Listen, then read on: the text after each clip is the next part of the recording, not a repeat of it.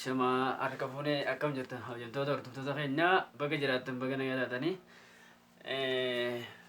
har'a obboleessa keenya tokko wajji yaada haala yeroo irrattis ta'e haala yeroo ammaa irratti waliin dubbachuu deemna. Yaadaan qaba jee ture mee yaadi isaa kana gaa walumaan haa dhaggeeffannu. Salaamu alaikum. Alaikum salaam wa rahmatullahi wa barakatuh. Meegaa silattuu argaata jirra haala keessattuu dirreedhawaan akka malee yaaddessoo keessatti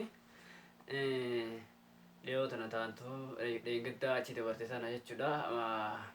Ashawaa keessatti naannoo Ashawaatti ibiddi tokko qabatee ture. Haala dirreedhawaa har'a yaaliin yookaan wanni ati irraa quba qabdu tokko yoo jiraate daawwattoota keenyaaf nu ibsuu dandeessan. Wakati dhageenya jirra. Bismillahirrahmanirrahim. Wanni dhageenya oduu ajaa'ibsiisaati. Garuu durarratti wanni jiru obboleeyyan kiyya kan du'aniif kan hin beekuu fi kan hin beeknes warra gartee gocha warra gaggeeffame kan dhuman rabbi haa rahmatuu fi rahmata gartee rabbiin rahmata isaa rabbi haa kennuu fi kan musliimas ta'e kan kiristaanas ta'e jechuudha ilma Oromoo ta'e kan gartee amantii isaa kiristaana ta'es rabbi jabinaa nawaa fi rabbi irraa gargaaruu fi kan musliimas rabbi haa rahmatuuf. Kanaaf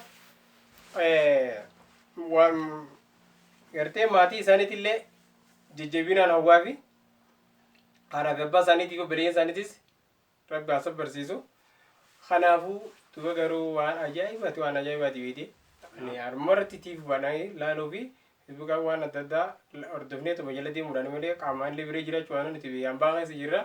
Garuu immoo hagguu kanatti agarru waan nama gaddisiisaa waan nama muraati. Abdiillee nama kutachiifti. Maaliif abdiin nu kutachiisu jirti? Obsa qabnu obsan gartee Oromoon obsi guddaan gaagaamaa jaansan nutti ta'u jira jechuudha. Obsi hamaadha. Obsa dhabuun hamaadha. Obsi guddaan garuu gaagaama. Yaani obsi guddinee Oromoon obsa qabdu jennu hanga gartee mooraa teenya keessa qalamnu takkatti hanga mana seenanii mana keenya nu qalamnu takka irra geenye jirra jechuudha. Gaafa duraa biyya namaa keessatti bara dabre naannoo Somaaliyaa keessatti qalamaa turre. Har'a immoo dhufanii dirreedhawaa magaalaa Oromoo keessatti ilmi Oromoodhaan qalamaa jira. Amaararraa dhufanii jechuudha. Warri kan gochaa irraa hojii jiru har'a duraan barana Somaaliidhaan waliin dhawaa turan har'a gara Amaaraatiin nuti deebi'an. Eenyu kana? Kan irratti baase gaafa afaan Oromoo afaan federaalaa haa ta'u Oromiyaan mirga guutuu haa harkattu. Finfinneen magaalaa gartee Oromoodhaa haa taatu gaafa jaansan ministeerri keenya kan amma bulchaa jiru Taklaa ministeeriin Abiyyi Ahmad waan kana irra ciise. Garuu waan kana silaa gaafa san murteessee waan kan hundi irratti raawwatamu jechuudha. Afaan keenya afaan federaalaa akka ta'an afaan nama miliyoona 50 afaan keenya kun afaan hojii afaan federaala afaan addunyaa guutuullee makatee ittiin hojjechuu ta'uu akka addunyaanis bartee ittiin hojjechuu ta'u nuuf godhaa yeroo jalqabaatiif gaafii gaafannee turre irra dabree haaromsa osoo jedhanii haala osoo deeman aggaamii ijoollee irratti yaalii godhanii alhamdulillah akka rabbiitiin garuu harkuma rabbiitii keessan jirre malee akka namaatiin kuta ture. Ergasii as santura hanga jawarra yoori wajjin taatee nagayaa labsii wajjin hedduu wajjin gaggeessaa jiran. Erga jawarratti aggaamii geessanii booda waa hedduu tahaa jira. Waa hedduutu godhamaa jira jechuudha. Hamma ilaa amantiidhaan jedhanii masgiidaa fi hundi gubatu takkatti jechuudha. Sadarkaa ilaa qur'aana rabbii gubatu akka irra gahee wanta kun jechuudha. Mee ati kanarraa isinoo maal quba qabdan? Akkanarraa yoo nin jiru aggaamii Jawaar Mahmad irra gaggeeffamte sila nama yoonii fi kan yaadu ta'e Dr. Abiyyiin innilleen wanni Abiyyi irra gaggeeffame waan irra gaggeeffame jee fudhachuudha ture. Abiyyi Ahmad obboleessa isaati. Abiyyi Ahmad lammii isaati. Abiyyi Ahmad hiriyaa isaati. Abiyyi Ahmad kan arraba katanarraan isa geessa darkatanarraan isa gee tokko Abiyyi Ahmad yoo jenne kan qeerroote yogguu taatu abbaan qeerroo sanii Abiyyi Ahmed kanarra kiiloo 4 geesse jechuudha. Ani afaan Oromoo arat kiiloo san kiiloo 4 akka afaan kiyyattiin dubbadha kiiloo 4 kan geesse isa yoo jennu har'a dhufee hiriyaa isaa Saaraa Yohaannis Jeneraal Saaraa Yohaannis isuma biirjiniin biqiltuu dhaabaa oolee isa biraa ajjisan sa'a 11tti Abiyyi Ahmed yeroo san silaa hojii raateen illee kanuma du'u ture karoora wajjumaan itti qabame haan ajjeeseen Amaara karoora Abiyyi Ahmed wajjin kan qabatanii jiran abbaa alangaa kan naannoo Amaaraa pirezidaantii naannoo Amaaraa waliigaltee Oromoodhaa hojii qabde sababa waan jehuun hamtu irra geeffamtee uummanni sun du'a hamtu du'an. Jeneraaltichi kan akkasumatti isa biratti Abiyyi Ahmed nama lama jara nama 5 jechuun waliigala kan du'anii duuti jara kanaa tun anis naaf teessi habileen jara kana qabte anis naaf teessi jee yaadne Abiyyiin har'a wanni sun deemtee Jawaar Mahmud irra gaggeeffamte Jawaar rabbiin nuuf baase alhamdulillahi rabbil aalamiin umrii dheertuu rabbi haa kennuu fi rabbiin ammallee ija hamtuu ija laalte balaa hamtuu isa deemtu rabbi isa irraa haa qabu ija hamtuu isa laalte rabbi irraa haa qabu ammallee rabbiin tiisaadha waan rabbi fedhe malee takka taatu jirtu Abiyyi Ahmed garuu ijoolleen Oromoodhaa tan bara dheengaddaa yeroo boombitti darban qaama sii kannatee fi Abiyyiin jettee akkasii dura jiifte san ilmaan Oromoo har'a qalamu jiru kan naannoo Amaaraa keessatti akka ministeera tokkootitti isarra beekeetillee dubbachuu baadde akka ministeera tokkootitti namni akkana qalamu jira namni kana du'u jira guyyaan gara biyya alaa deemuu miti inni wanni irraa barbaade akka mataa kiyyaatti naannoo Amaaraa san keessa dhaqee maali gochuu kun akkam gaggeeffamu hin diheeyye dhaqee har'a ilmaa Oromoo achi qalamu san naannoo danda'uu dheeressarra ture. Eegate nama lama kan du'eef achi dhaqe. Amma haa ta'u Abiyyi Ahmed akkuma beekamu uummata dhiyoon tanaa dheengaddaa tanaa isaaf gaafa inni noobeelii fudhates hiriira bareedaa gammachuu isaa gaggeessaa ture. Ammas qeerromaa dheengaddaa hiriira baatee irratti tumamtee irratti cafaqamtee isa asiin geesseetu har'allee osoo inni jiru guyyaa salaa qeerroon har'a haara itti galfanne jettutti guyyama inni muumicha ta'ettillee hidhaatti guuramaa jira du'aatis jira addaan dhaabbanne jechuudha. Keessattuu naannoo Dirredawaa Wallagga Walloo fa'aa walloon silaa arraba ilkaan jettuu jira jechuudha. Akkasuma wajjin jiraachaa jirti. Eega si'as dheengaddaa tana qofaa Harargee dhufee deebi'ee jechuudha. Mee ati isaan kanarratti mee ati isinoo maal jettan?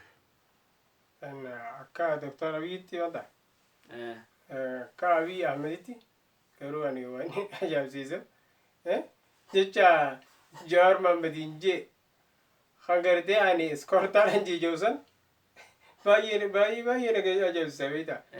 Biyyi Abiyyi tamii Jawaar tamii anuu itti dhibe. Akkanatti waan sun ajaa'ibsee namuutu waan isa inni deemu jiru sunitti quba qabna yaada Abiyyittis ni argina maaliif dhiyoo waltajjii guyyaa har'aa deeme Dirredawaa irra gaggeessan guyyaa irraa booda deebiinii waltajjiin akkasumatti konferaansiin gaggeeffamtee turte Shaashmannee dhamoo isa gaggeeffamtee turte akka OMN hin seenne godhee jira guyyaa san maaliif akka hin seenne godhe OMN tuni waanuma gartee nama saasteedha dhuga himti malee OMN iccitii awwaalame kana baaste inni iccitii kan dhoysuu barbaade amma yeroo gartee yeroo nammaatu yeroo iccitii dhoyfannuu miti yeroo bilisummaadhaan namoo ifa biyee waan fedhe dubbatee waan fedhe filatee ani har'aan dhagaa kanatti nama najee filachuu hin dandeenye mirga kiyya gidaara kanatti amanuu mirga kiyya Abiyyi Ahmednaaf taajee filadhoo mirga kiyya naantoo Abiyyiin jee buusuus mirga kiyya saniif har'a bakka tanarratti osoo hanga amma Abiyyi Ahmed bakka bu'aan nu dalagu jira malee namni isa filatillee hin jiru namni isa filate hin jiru bakka bu'aa tana hanga gartee yeroo inni raggeessutti osoon oobsin waggaa tokko keessatti har'a bakka bara dheengaddaa namicha dabuubsan hin jettaniin isa dura isaa bakka buusa kana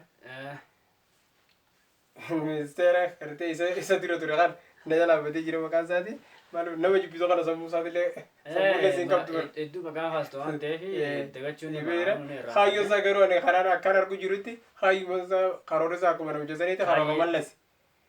Haile Maram Desalegn naa dhufee jira. Haile Maram karoora mallasiin dalagaa ture kunillee karoora sun qabatee jira namichi. Haile Maram Desalegn amma barra yeroo ammattu mana firaa waan firaa dhabee olaansa taa'aa jira jaani. Booddee isaa kanarraa maara ilmaatu. Ta'isaadis. Ilmaatu sun biyya isaa keessa lammii isaa keessa jira beektaa? Kuni lammii biraa keessa yoo galee namni isa bulchu hin jiru. Hin beeku malee bira argattu hin jiru abiyyi. Egaa ilmi abbaa Jifarra waa hedduu hojjete. Osoo uummanni garaan gubatee uummanni ilmaan jalatti dhuma jaarsa jalaa jaartiin fuudhamtee achi buuteen dhabamaa ilmoon haadha harkaa fuudhamtee ilmoon haati hootu ajjeefamaa kun osoo jiru kana osoo gaafii godhanii gaafachaa jiranii keessattuu yeroo gaafa hargee dhaqee hararitti walgahii gaggeessate akka kan uummatni gaafii teenyanuuf deebisatee eegu jiru. Inni haati tiyyaa gaafa ijoollee mootii naan jechaa turte jaa garuu deebisaan uummataan deebine walleen haati tiyya mootii naan jechaa turte san deebisee nu fakkaata. Haati isaa maleekaadha. Maal maleekaa dhufeetti hime mootii ta'uusaa abjuudhaan haati isaa maleekaadha. Haati isaa gaafa dhufu abiyyi gayyaatiin. Baranaa gaafa ijoollee akkana siin jee abjuudhaan itti dheetee deemanii haati maaliif beekti? Osoo uummanni Oromootu abbaa keetuu galateeffanne abbaa kee galateeffadhu jechaanii jirtuuti inni immoo ammas irrimatti itee garaa bu'aa jechaa jiru. Kana uumaa gartee waan jedhan gartee Abiyyi Ahmed. Ahmed Alii dhugaadha Oromoodha inni. Oromoodha. Hintuu inni nuti Oromoo. Abiyyiilleen Oromoodha. Obboleessa keenya. Obboleessa keenya garuu eso gartee akka yaan eesuma firfatee jennee ni taati. Eesuma firfatee malee keenyuma nurraa hammaate garuu rabbi nu haa qajeelchu. Boriyoo nu qajeele nuti ilma beena ilma keenya kan gartee ilmi gaa ilma abbaa caaluu ilma abbaa dhaanu jaaniiti jira. Ilma abbaa caaluu fi ilma abbaa dhaanuu fi ilma abbaa maalii jaan ilmi jara sinee kana. Ilma abbaa caaluu. Ilmi abbaa caalu ilma waan abbaan dalage sun birumaa okkatu jechuudha. Waasatee jechuun ilma abbaa caalu ilma abbaa dhaanu. Abbaa dhaalu kan waanuma abbaan qabu dhaalu sun jechuudha. Kan abbaa caalu immoo waan abbaan qabu sun kan biraa okkatu jechuudha. Toltuu qabaatus hamtu qabaatus waan abbaan qabu sun biraa okkatu. Kan abbaa dhaanu kan jedhan kun kan woomata akka keessaa ilma hin jirre jechuudha. Inni amma isaanuma keessaa hin jiru. Inni ilma abbaa dhaanu sanii jechuudha. Woomata akka keessaa hin jiru waan ilma abbaa dhaanu jedhan. Garuu Oromoon waan takka gartee gara tokko isa gudeeftu ilmi jaha jaammoo maali jaani ilma mitii jaani ilma barcumaa jaani ilma mitii ilma barcumaa ilma dhukkee tiifi ilma gudeedaatii fi ilma intalaa jaanii jira. Ilmi keessatti dhiyaatee jira. Jira kana ilmi mitii kayyaan kun kan haati manaa akkuma gaara dheeytee qoraan fitechuuf gaara dheeytetti ilma gartee firraa darbanii jira lafa harkata hamitiin dhiyaate lafa harkatte. Fiddee yaa abbaa manaa kunoo ilma akkanaatti harkadhee dhufe jettee miti irraa to'ite bitte ilmi miti kayyaan sun ilmi barcumaa kayyaan kan murattee osoo jirtuu fidettee obboleessa rabbii godhattee adii deemee murteef jechuudha. Kaan ilmi dhukkee kayyaan ilmi dhukkeedhaa kan iddoo waraanaa iddoo gartee toornatiin lolli itti gaggeeffametti toorana jirtuu biitti biraa baqattee kuttee isin achi dhalte. Biraa baqatanii kutanii achi ilma abbootiin biraa dhabamte. Lafa harkattee qabattee fidetti. Ilmi dhukkee kayyaan sani. Adda galee ilmi dhukkee kayyaan sani. Si fidatee galfatee jechuudha. Iddoo waraanaa sun rafidattee dhufte ilma dhukkeeti. Ilmi gudeeda ilma ati dhalte. Kan haadha manaa isaatiirraa dhalte. Ilmi intalaa kayyaan ammoo intalti dantee alatti osoo hin beekamin ol fuutee alaa fuutee sittiin dhufte ilma dhukkee jaama ilma intalaa jaama. Naam. Ilmi intalaa kajaamu ilma intalti dantee alatti ol fuutee bitti abbaa itti hin qabne jechuudha. Jarri amma kanarraa eenyu haqa qabaa ammas ilmi eenyu walqixa haqa qaba jenne ilmi barcumaatii fi ilmi gudeeda walqixa haqa qaban. Ilmi gudeeda ilma gudeeda keeti ilma gudeeda hojii kan likkii qabu ilma barcumaati. Okay, inni kana keessa kami? Abiyyaa amma kana keessa hogguun jiru ilma intalaati. Ilma intalaati. Ilma intalaati yoo jiru haati Oromoodhaa jettee haati nutti dhufte malee. Bikka biraatii fuutee odeessite. Ani Oromoodhaa raayii fuudheetti nutti dhufte malee gartee fardicha farri maayii kan dhageessa. Fardicha farri maayii abu gurbaa tokko gurbaan beektaa intala fuudhe. Hoggu intala fuudhe intala aruusa seene galfate manatti aruusa seene. Akka garaa qabdu hin beeku. Intalti eeguma wajjiniin turani garaan bee. Baatii jahateenyaan intalti ni dhalte.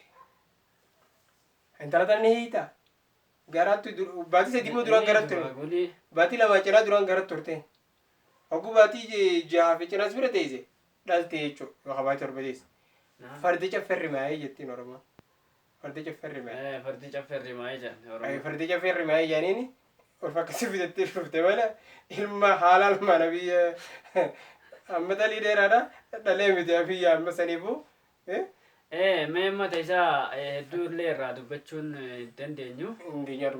Keessattuu xiqqishoo waan dhagee xiqqoo irraa gammade tokko jira. Maali yoo jettenis addi bilisummaa Oromoodha. Akka waraqaa filannootti argatan jira. Mee isaan kana akkamtu akka irraa qabata? Kun argachuu qabanis kun abiyyiin dhorkuus hin danda'u. Innillee kannoo fi hin kannu osoo yoo dhorkuus hin danda'u. Argachuu qabanis. Adda bilisummaa Oromoo jechuun adda teenya namni eessa kan deemuuf yoo dhaame addaan dura dhaama. Adda teenya adda uummata keenyaati adda uummata Oromootiin qaban. Adda duree uummataati. Mishigii teenya mishigii hawaasa keenyaati isaan ammallee nuti kan abdii irraa qabnu isaan kana malee inumaatu waraana inni deematu kanaaf isa nuti abdii irraa qabu. Maaliif jennaan xaqilaa ministeera jechuun guutuu waraanaatis hoogganaan isa. Waraana labsa dabarsee namni tokko lubbuun nama takka akka Itoophiyaatti duun qabdu lubbuu nama takka xiyyitiin dha'uun qabdu jechuun inni dabarsee labsa sun kaninaan eenyutu maan ta'e. Bakka xiqqishoo rakkoon takka dhufte dafee wayii cufuu qabaa jechuudha. Wayii cufuu qabu isa. Labsa kana dabarsuu qaba. Xiyyitiin takka baatee nama ajjeessu jechuun amma biyya bilisoomte keessatti Amaaraa isaa duun jennu nuti. Oromoon isaa duun jennu namni tokko duun qabu jechuudha. Xiyyitiin takka nama ajjeesuu qabdu afaan makalaakaa jechuun biyyaaf dhaabbate malee uummata isaatiif kan itti dhaabbate. Nuti hanga ammaa kan nuuf fixaa jiru kan shanyii gartee sanyii teenya duguggaa shanyiidhaan itti hin jiru makalaakaadha. Baay'inaan. Makalaakaan kun Oromoo keessaa dhufe Amaara keessaa dhufe saba hunda keessaa dhufe. Keenyaaf yoo na fudhatte ani keessaa ture jira. Qabsaa'ee hojii ture naannoo Tigraayin ta'e takka waan akkanaa keessatti akka seera makalaakaatittis akka seera biyyattiittis eegee mangistii eegee dambiin akka jiruuttis waan kanaan argeetis hin beeku raawwadeetis hin beeku. Meeqaaf tokko ajaa'ibaan ta'u hoggunii fi ani Aksuumin ture naannoo Tigraay keessa. Yeroo deemnu kibabii dheenee buna dhugneennu kibabii kana achi dheenee dhuguudhaaf militarii keenya ofirraa hiineeti huccuu sibiilii uffannee deemna jechuudha. Huccuu militarii kanaan huccuu militarii kana uffannee kaaffee dheenee buna dhuguun wanjala. Magaalaa keessa dheenee mana dhugaatii dheenee buna dhuguun maaliif jennaan uummata hizbii keessa hawaasaa keessa dhaquun hin qaane. Seerri siin eeyyamu. Ardha immoo militarii bira hoteeti kilaas fudhatee uummata keenya Oromiyaa keessa dura dhaabbatee jira. Maaliif naannoo Amaaraa keessatti kilaas tokko fudhatee nama tokko ajjeef? Naannoo Tigraay keessa namni tokko mee makalaakaa nama tokko ajjeesa hajaan ni jira. Hin dhageenya. Naannoo Amaaraa keessatti jira. Hin jiru. Oromoo keessattuu jira namni. Amma akkamiin beektaa? Wanti tokko kan inni adda baafadhee jira. Mootummaan akkaataa itti mallasaan duraan nama kana itti jiraachisuu tooftaadhaan danda'e waraana kana waraanni naannoo Tigraay jedhamee magaalattii Tigraay eegu waraana Oromoodhaa kana keessattuu Harargee fa'aadhaa fuudheeti achitti leenjisee achuma akka isaan eegumsa godhan. Kan ammoo Tigraay keessaa san fidaniiti gama keenya faana fidanii jechuudha. Afaan waluu hin beekna kana. Afaan wal beekna hin beeknu. Keenya achi dhagee afaan barataa keenya nama hundaatu kabaja qaba. Sodaa rabbii qaba. Hin tuqu jechuudha. kun ammoo sodaan qabne ka rabbiin beenu kun kana godhaa jennaa waan sun nama godhan jechuudha. kana waan inni agarsiis baasu maaliif haqni haqa qaba dhugaadha maasalta nyaanni leenjeen waraanni birshalokoo fi xollaay birshalokoo fi horsoo jechuun waraanni makalaakaa saraawitiin kan leenji'u achumarraa faca akka lixooriiti bakka barbisi buuse buuta dhugaadha. Allah nasiib jechuudha. Allah nasiib sunni buuta bakka buute garuu akka seera waraanaatitti afaan itti dubbatu afaan amaaraa malee afaan biraatiin haati oromoo taatus arsitti dubbatu afaan oromooti. Keessaan ture waggaa jaan qabsaa yoo keessatti dubbachuun hin jiru afaan oromootiin nama oromooti jettee itti dubbachuun siin eeyyamu. Ati kan waraana kan cidhe kan afaan amma yeroo dura deenu afaan oromoo malee afaan amaaraan beekuun ture. Afaan amaaraatiin dubbata malee afaan oromootiin natti dubbata. Osoon akkas baatii afurisi qabachuun dadhabee achi booda afaan amaaraa nin dhagee osoon jiru baatii ji'aatti osoo baatii torbogoo biti afaan nin bare jechuudha. Achirra deemeen Tigraay keessa corraa kiyya nageessi. Ittuma turre sabni